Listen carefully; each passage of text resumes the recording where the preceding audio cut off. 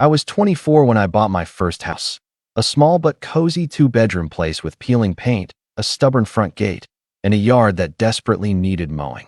To anyone else, it probably just looked like an average starter home, but to me, it was the culmination of nearly a decade of grinding. Since I was 16, I'd been supporting myself, 2 jobs through high school, odd hours, skipped parties, skipped vacations. My friends were posting photos from summer trips while I was working night shifts at the gas station, stocking shelves until 3 a.m. I never asked my parents for a cent. Not for rent, not for college, not for gas money.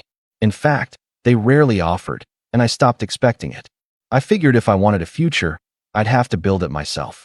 I thought, naively, that my parents would be proud. I didn't expect a parade, but maybe a, "Hey, good job, son." What I got instead was silence, and then the barbecue. The infamous family barbecue. It was supposed to be a celebration, just a casual weekend gathering with cousins, burgers, and beer. I drove over early because Mom asked if I could help set up tables. I thought that was her way of extending an olive branch, a sign that we were finally past the weird, cold distance that had been growing between us ever since I moved out at 18. Instead, it was like stepping into a pressure cooker. The first red flag was my younger brother, Dean, lounging on the patio like he owned the place. He's 22, still living at home, no job, no plans, and for reasons I will never understand, my parents treat him like he's made of glass. He barely glanced at me when I walked in, just smirked and went back to scrolling his phone. I shrugged it off and started hauling chairs into the yard. Half an hour later, everyone arrived, and the whole family was milling around with drinks in hand when Mom suddenly clapped for attention. "Everyone," she said, with this weird little smile, "Cody's here. And apparently he thinks he's better than the rest of us because he bought a house." I swear the world tilted a little. The cousins laughed, but it was that awkward laugh people do when they're not sure if it's a joke. I stood there holding a tray of plates, heat crawling up the back of my neck. Thanks," I said, trying to keep it light. Dad wasn't joking, though. He took a swig of beer and said, loud enough for the whole yard to hear, "Must be nice to play landlord while your brother can't even get ahead. Some of us actually care about family." That one stung. I wasn't even sure what he meant. I'd never once said no when they asked for small favors. Last month, I even lent Dean my car for a week when his broke down. I tried to keep it together. I sat down with a paper plate of food, hoping the moment would pass, but Mom wasn't done. She started telling everyone how unfair it was that I had a house while Dean was struggling to find his footing. She left out the part where Dean had turned down 3 job interviews because he didn't feel like working retail. Then, right as everyone was about to dig in, she turned to me, pointed across the table, and said, "You stole your brother's future." It was like getting slapped in front of the whole family. I put my fork down, my appetite gone. "Excuse me?" I asked. She crossed her arms, looking like she'd just delivered some kind of final verdict. "You bought that house before Dean had a chance. Now the market's impossible, and you locked him out. How's he supposed to start a life when you took the opportunity first?" I honestly thought I misheard her. The house I bought was a foreclosure I'd been saving for since I was 17. It had nothing to do with Dean, but no one said a word. Not Dad, not my cousins, not even my aunt who usually loves drama. Everyone just stared at me like they were waiting to see what I'd do. I left early. I didn't slam doors, didn't yell. I just stood up, thanked them for dinner, and drove home with my chest tight and my jaw aching from clenching it. That night, I sat in my empty living room. No furniture yet, just boxes and a folding chair, and I couldn't shake the humiliation. I replayed Mom's words over and over. Stole his future. Like buying something with my own money was theft. Like I owed Dean something. For the first time, I felt angry, not just at them, but at myself for always trying to be the good son, for thinking that if I just worked hard enough, they'd respect me. Then came the kicker. A week later, I heard a knock at my door. It was a process server. I laughed at first because I thought it was a mistake, until I saw the envelope. My parents were suing me. The claim? Intentional interference with Dean's economic prospects. I had to read it 3 times before it sank in. They were literally blaming me, in court, for buying a house before Dean could. And that's when something in me shifted. The anger turned into something sharper, colder. This wasn't just a family argument anymore. This was war. The lawsuit hit me harder than I expected, not just because it was absurd, but because it was a line I never thought my own parents would cross. I had always known they favored Dean, but I had convinced myself it was just a little brother thing. The kid gloves treatment, the extra dessert slices at dinner, the new sneakers when mine had to last an extra year. I thought once we were all adults, we'd finally be on equal footing. But that envelope was proof that we weren't even in the same arena. The next day, I drove to my parents' house. Not because I wanted to yell, I just needed answers. Mom opened the door like nothing had happened. "Oh, good. You're here," she said, stepping aside as though we were meeting for coffee. I held up the envelope. "You sued me." She didn't even flinch. "You forced our hand, Cody. You left us no choice." No choice.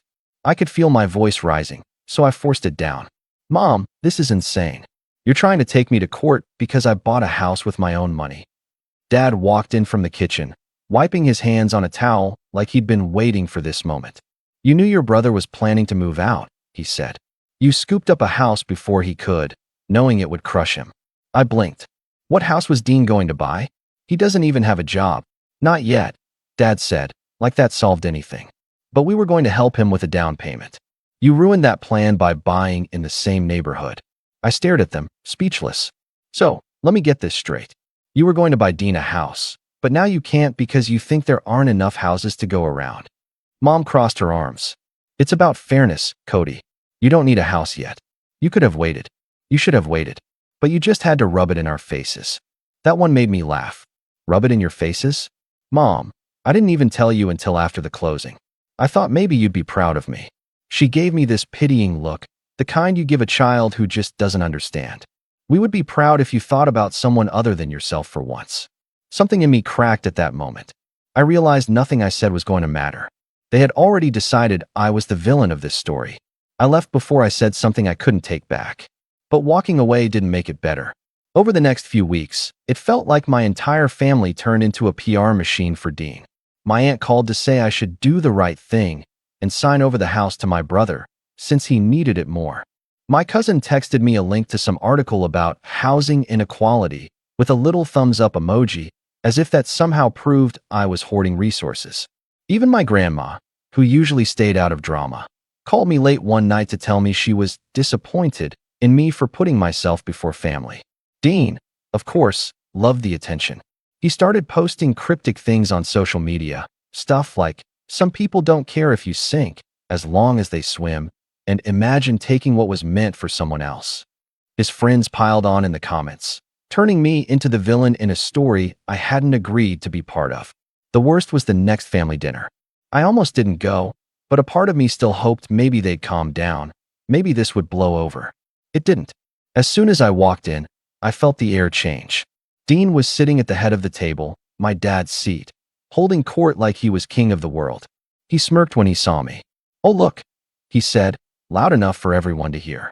"The homewrecker's here." I tried to ignore him and sat down quietly, but Mom wouldn't let it slide.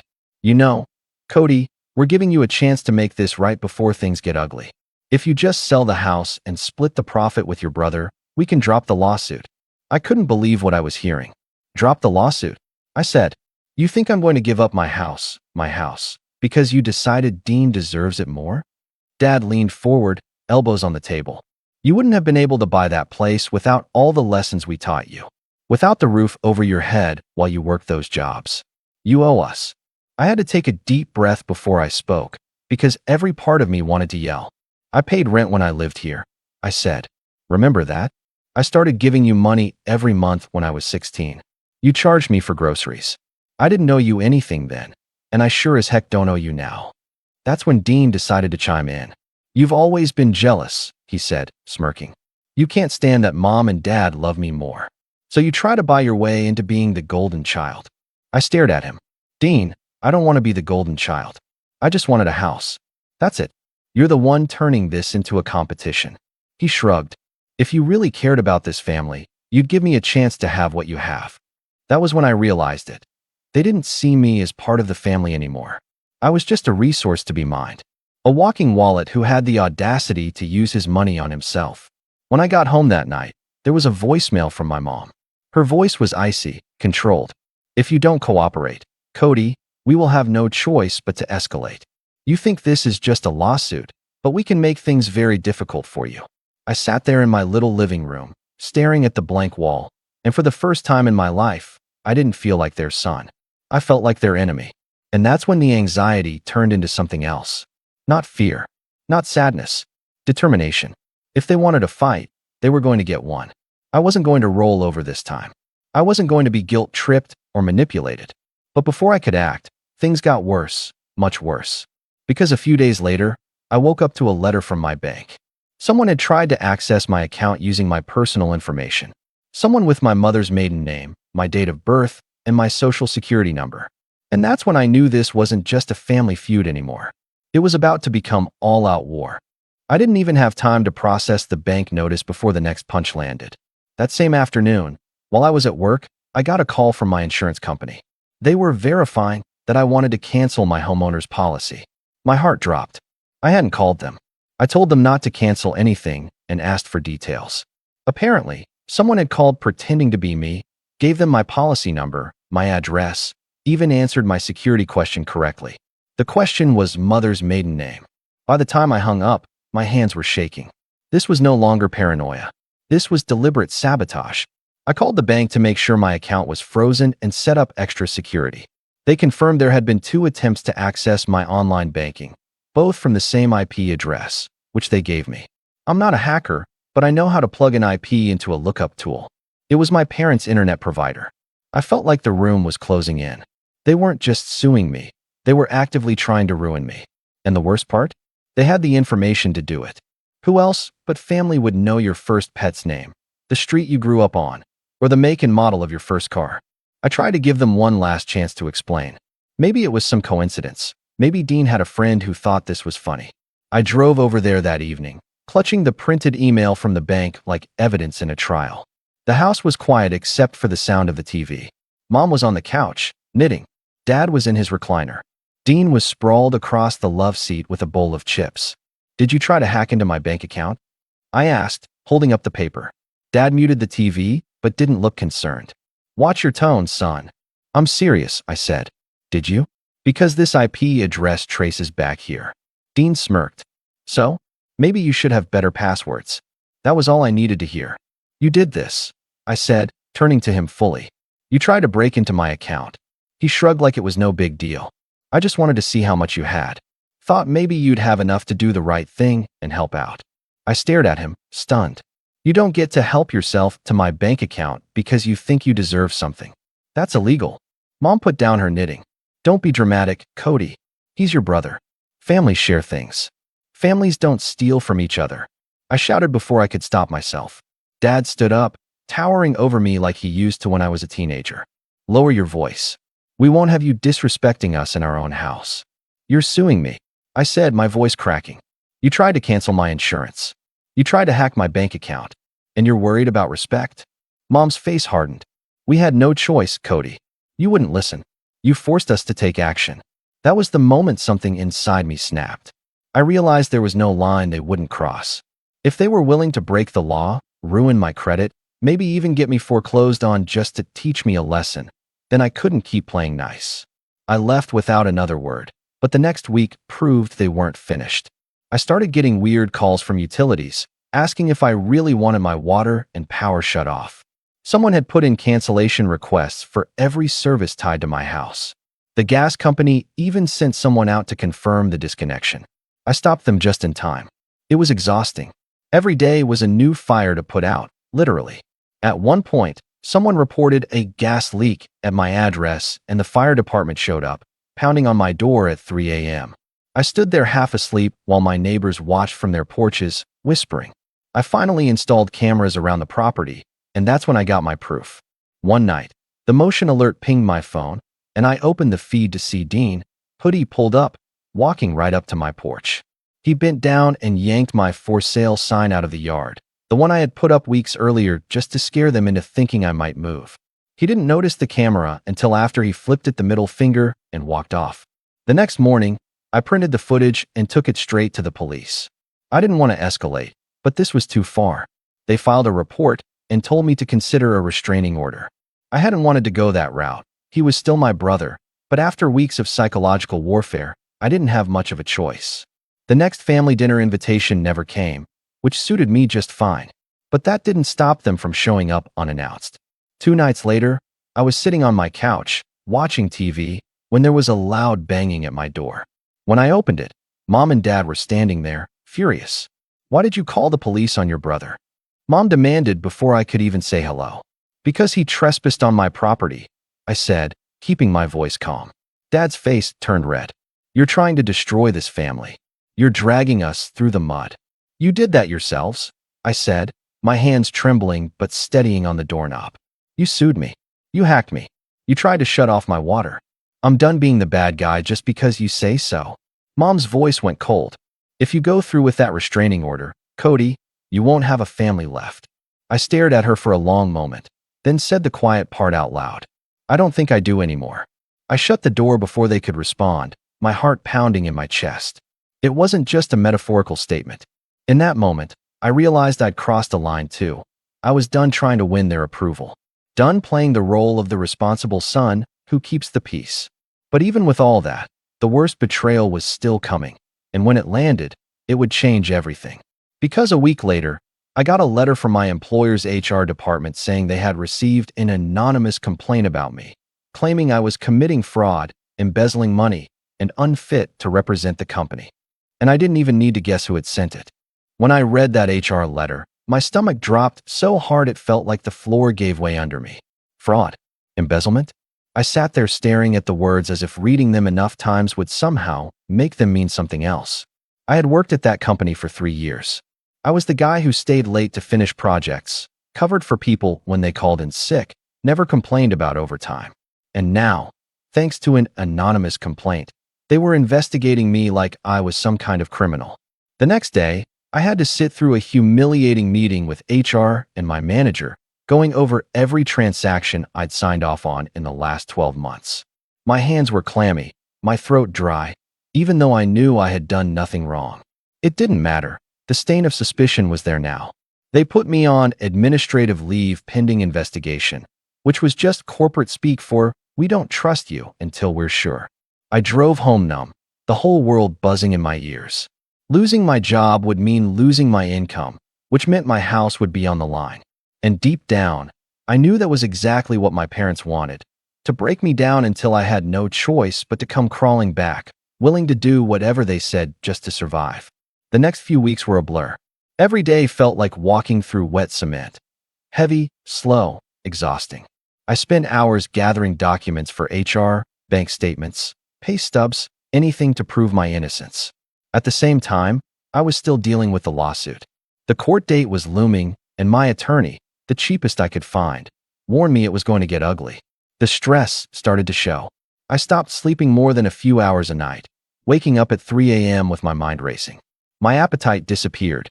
My friends noticed I was pulling away, but I didn't know how to explain it without sounding like a crazy person.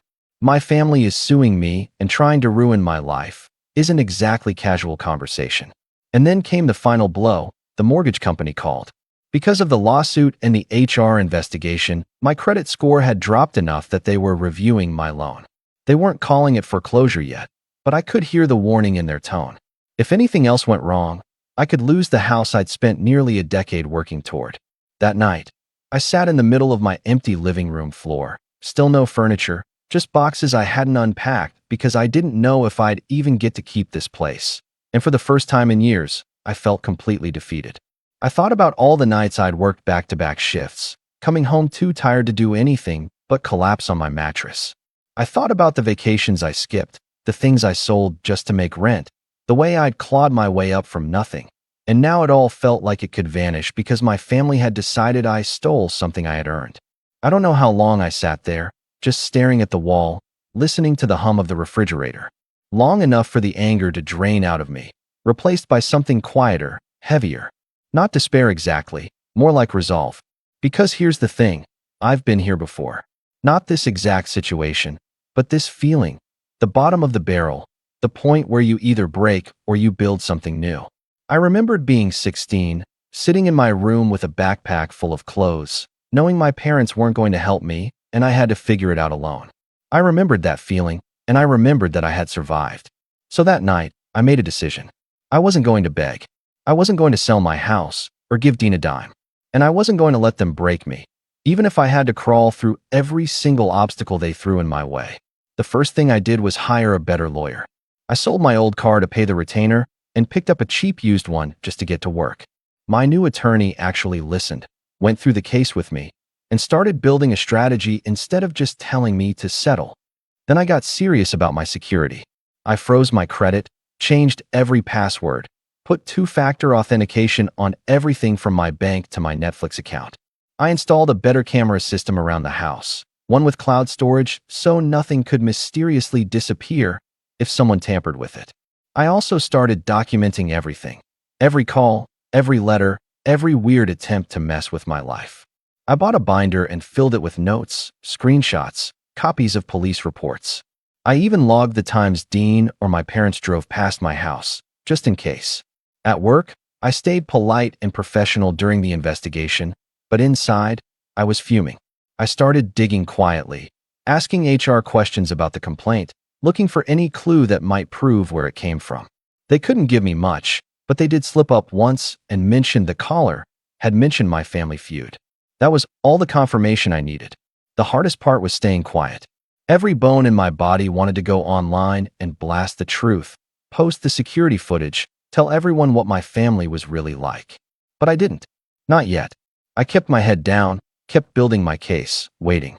Because I knew something they didn't. That as much as they had tried to push me into a corner, they had left a trail.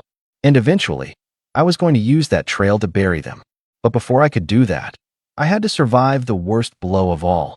The court date was coming up, and I knew my parents weren't going to play fair.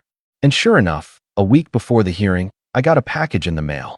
Inside was a stack of printed screenshots, texts I had sent Dean years ago, completely out of context, carefully edited to make me look like I was threatening him. And right there, on top of the stack, was a handwritten note in my mother's neat script. This is what happens when you turn your back on your family. When I held that note in my hands, something shifted. It wasn't fear this time, it was clarity. I finally understood exactly who I was dealing with.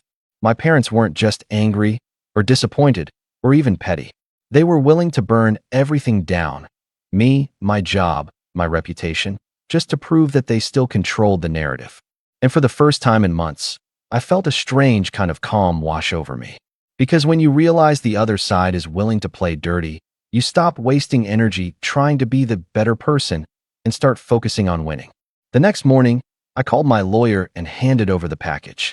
He flipped through the pages, his brows rising higher with every sheet. "This is good," he said. I blinked. "Good. It's fabricated," he said, holding up one of the screenshots. "See here? The timestamps don't line up. And this one? You didn't even have this phone number 3 years ago. This is going to make them look very, very bad in front of a judge." For the first time since this whole mess started, I actually smiled. That moment lit a fire under me. I doubled down on gathering evidence. I pulled my phone records, my bank statements, even got an affidavit from a friend who'd been there when some of those supposed threats were sent. My lawyer compiled everything into a neat, damning little portfolio. At the same time, things at work started turning around. HR finished their investigation and cleared me completely. In fact, they found the anonymous complaint so baseless and malicious that they flagged it as harassment and passed the information to legal. My manager called me personally to tell me I could come back. Walking back into that office after weeks of leave was surreal. People had clearly heard about the drama. I caught more than one coworker sneaking glances, but I held my head high. My manager actually offered me a new project, something bigger than anything I'd worked on before. "You've been through a lot," she said. "But we know what kind of employee you are. We trust you." Those words hit me harder than I expected. After months of being treated like a villain, it felt good to be seen for who I really was. I threw myself into the work, stayed late, voluntarily this time, and by the end of the quarter, I not only finished the project but exceeded every metric. Then came the kicker. I got a raise. A big one. It wasn't just about the money, though I won't lie, that part felt amazing. It was about taking back control of my life. For months, I had been reacting to everything my parents threw at me. Now, finally, I was building something again. I also started making changes at home. I unpacked the boxes that had been sitting in the living room for months, finally putting pictures on the walls. I mowed the yard, fixed the broken gate, even planted a little vegetable garden in the back. My house stopped feeling like a target and started feeling like what it was supposed to be, mine. Socially, I started letting people back in. I had dinner with friends, invited a few over for a small housewarming. It felt good to laugh again without checking my phone every 5 minutes, waiting for the next disaster to drop. But just because I was healing didn't mean I'd forgotten. In fact, I was planning. Quietly, carefully, patiently. I started digging into public records, property deeds, tax filings, even court documents. And that's when I found something interesting. My parents weren't as financially stable as they pretended to be. They had taken out a second mortgage on their house 2 years ago, and judging by the liens attached, they were behind on payments. Suddenly, their obsession with my house made a lot more sense. They weren't just angry that I had succeeded, they were desperate. I didn't rush to act on this information. Instead, I tucked it away, adding it to the binder with the rest of my evidence. If they wanted to paint me as the villain, fine. I'd play the part, but on my own terms. A week before the court date, my lawyer scheduled a deposition with them. I sat quietly as he questioned them, calm and professional, while Mom tried to maintain her righteous fury. But the cracks were showing. Every time they brought up Dean's future, my lawyer calmly pointed out that Dean had no job, no savings, and no concrete plan to purchase a house, and that my purchase had no bearing on his ability to buy one later. Then he pulled out the forged screenshots. "Can you confirm these are authentic?" he asked. Mom hesitated just a fraction of a second too long. "Yes," she said finally. "Interesting," my lawyer said, flipping to the next page. "Because our expert analysis shows these were created on a phone that belongs to your younger son, Dean. Would you like to revise your answer?" I'll never forget the look on her face. For once, she didn't have a snappy reply. After the deposition, my lawyer turned to me with a grin. "They're going to regret ever filing this lawsuit." I could feel it too, the shift in power. For the first time in this entire ordeal, I wasn't the one on the defensive. And as the court date crept closer, I felt something else rising in me. Not just confidence, but something sharper. They had humiliated me, sabotaged me, tried to destroy my career. They had crossed every line imaginable and then acted shocked when I fought back. I wasn't just going to win this case. I was going to make sure they thought twice before ever coming after me again. And the perfect opportunity to do it was about to present itself, in the very same courtroom where they thought they'd see me broken. By the time the court date was set, I was no longer just defending myself. I was preparing an offensive strike. The deposition had been my first real taste of leverage, and I realized just how much power came from simply having the truth organized and ready to drop at the right moment. I spent the next several weeks turning my binder into a weapon. Every page was perfectly labeled, cross-referenced, tabbed. Evidence of the hacking attempt, printed with IP logs and a notarized statement from my internet provider confirming the trace. Proof of the false insurance cancellations, copies of the calls, dates, and times, plus the letters reversing them. Security footage of Dean trespassing, 3 different angles, synced together and burned onto a thumb drive. But the most devastating piece of evidence wasn't even about me. It came to me one night while I was doing my usual background digging. I was scrolling through county records when I found something I hadn't noticed before. My parents' names were listed on a pending foreclosure notice. At first, I thought it was a mistake. I drove to the county clerk's office to double check, and sure enough, there it was. Their house, the house where we grew up, was weeks away from being auctioned if they didn't bring the mortgage current. And suddenly, everything clicked. Their rage at me buying a house wasn't just about favoritism or Dean's future. It was about fear. They were losing their house, their status, the one thing they'd always held over my head. "We put a roof over yours." And they couldn't stand the idea that I'd have a roof of my own while theirs was slipping through their fingers. I sat in my car in the clerk's parking lot for a long time, just staring at the document. A younger version of me might have felt pity, maybe even offered to help. But that version of me was gone. They had tried to ruin me, to strip me of everything I'd built. If they wanted a fight, I was going to give them one. I called my lawyer that night and told him what I'd found. "Interesting leverage," he said, in that calm way lawyers do when they know exactly how to use a piece of information. "If they keep pushing this, we can subpoena their financials. Once those foreclosure notices become part of the public record in court, it's going to be hard for them to keep playing the righteous parents act." The timing couldn't have been better. My HR department had not only cleared me, but offered to write a formal letter attesting to my good character and excellent performance. My boss even volunteered to appear in court if needed to testify that the complaint was baseless and likely malicious. In other words, I had credibility. They didn't. But I wasn't content to just let the court hearing be the end of it. Quietly, I started lining up things they didn't even know were coming. I met with my bank and got pre-approved for a line of credit. I started speaking with a real estate attorney, not because I planned to sell my house, but because I wanted to be prepared if they tried to file a lien or pull some last-minute stunt. And perhaps most importantly, I started talking to people in the family, not to beg, not to explain myself, but to let them know what was really going on. I showed my aunt the forged text messages, the police report from Dean's trespassing, even the letter from HR. Watching her face change from smug judgment to quiet shock was deeply satisfying. Word spread fast after that. Cousins who had once been cold toward me started reaching out with neutral texts, the kind that say, "We're not sure what's happening, but we don't want to be on the wrong side of it." Dean, meanwhile, had no idea the tide was turning. He still strutted around on social media, posting cryptic digs about me, subtweeting about toxic siblings, even sharing GoFundMe links to raise money for his housing situation. He conveniently left out the part where he wasn't actually homeless, just mad that he didn't have a free house. Mom called me one last time the night before the hearing. Her tone was sugar-coated, which was always a bad sign. "Cody," she said, "there's still time to make this right. Just sign over the house, or at least sell it and give your brother the profit. Let's end this before it gets ugly."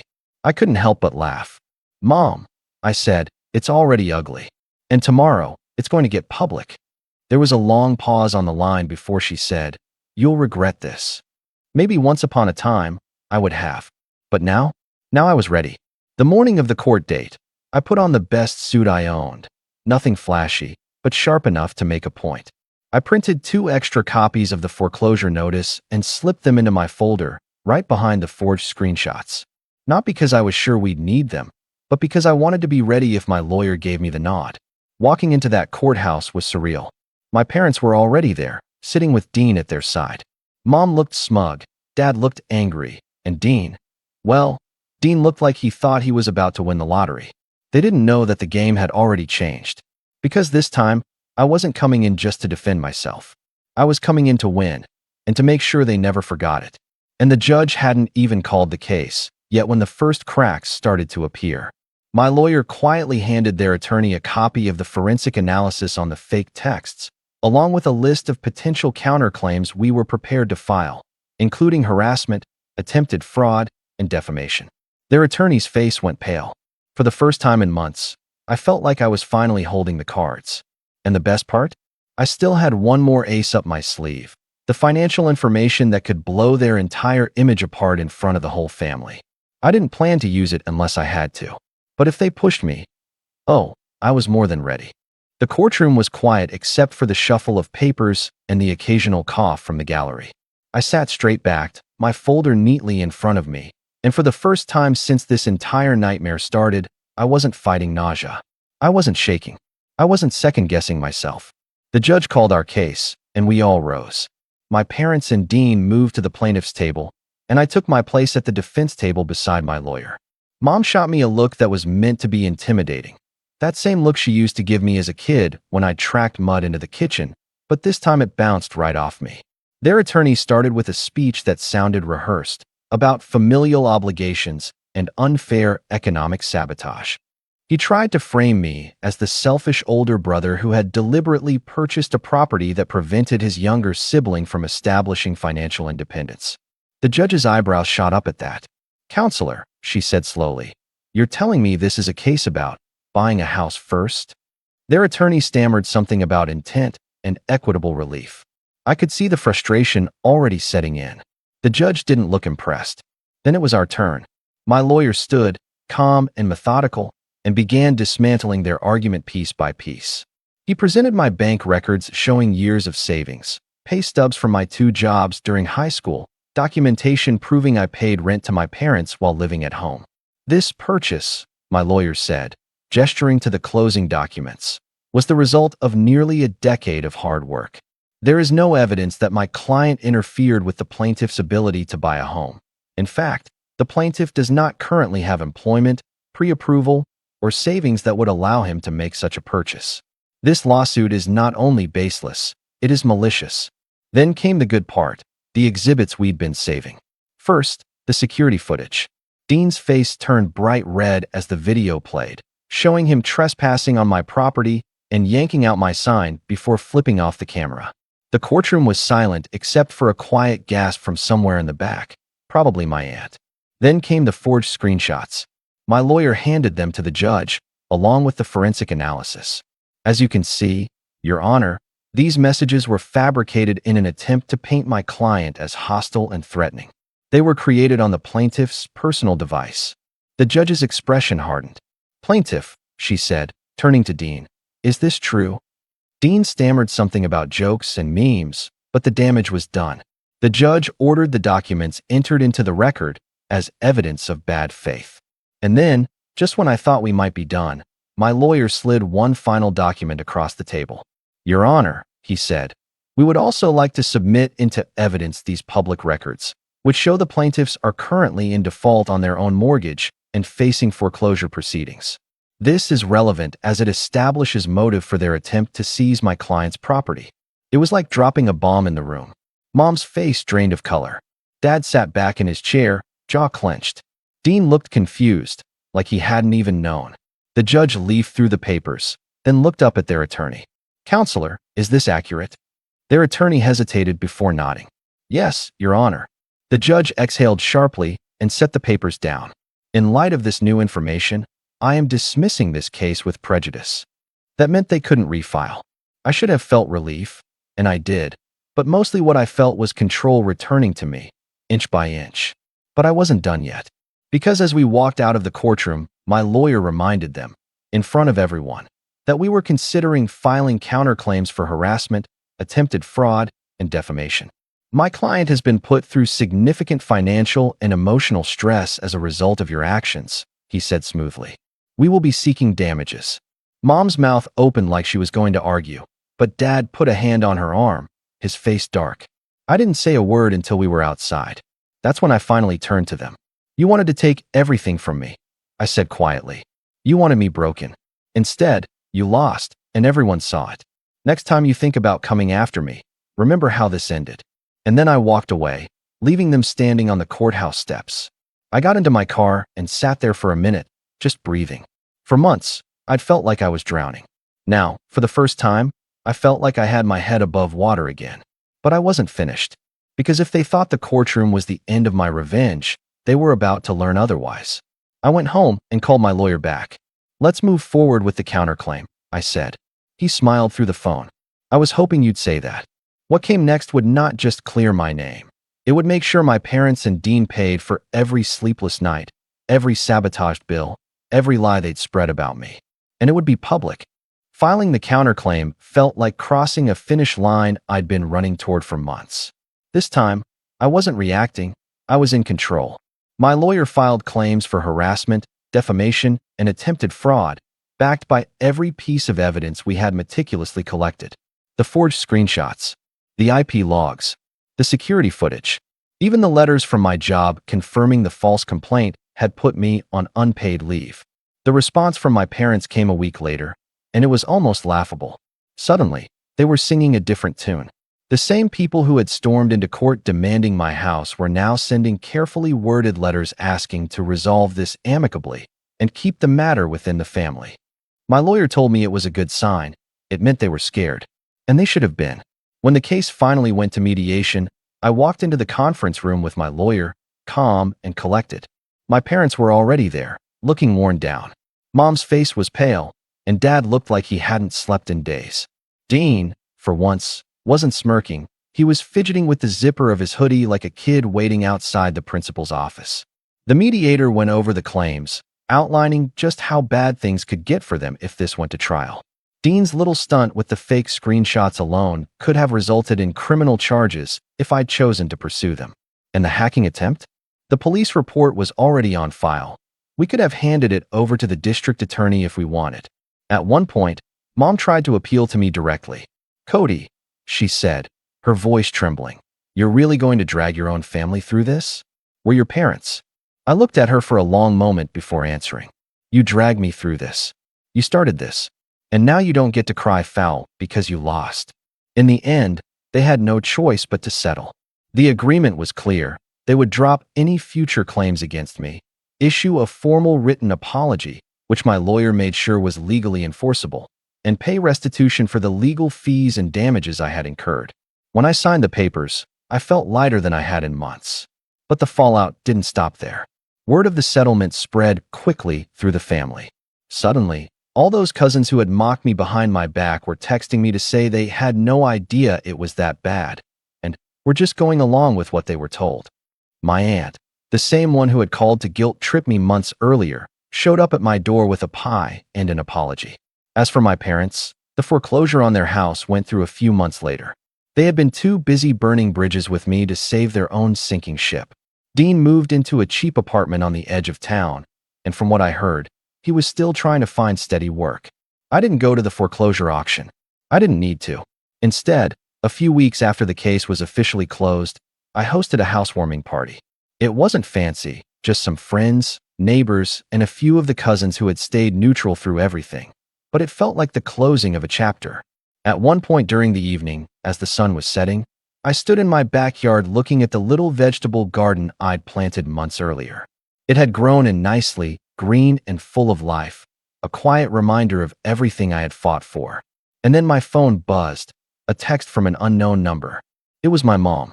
All we ever wanted was for you to be part of this family, she wrote. I stared at it for a while before typing back. I was part of this family, until you decided I wasn't. Then I set my phone down, turned back to my guests, and raised a glass. To new beginnings, I said. They cheered, and for the first time in what felt like forever, I believed it. That night, as I locked the front door and turned off the lights, I paused in the hallway, listening to the quiet of my house. No footsteps from upstairs, no doors slamming, no voices telling me what I owed. Just peace. And standing there, I realized that in a way, my parents had given me exactly what I needed. Not their approval, not their help, but the freedom to stop trying to earn either one. The war was over, and I had won.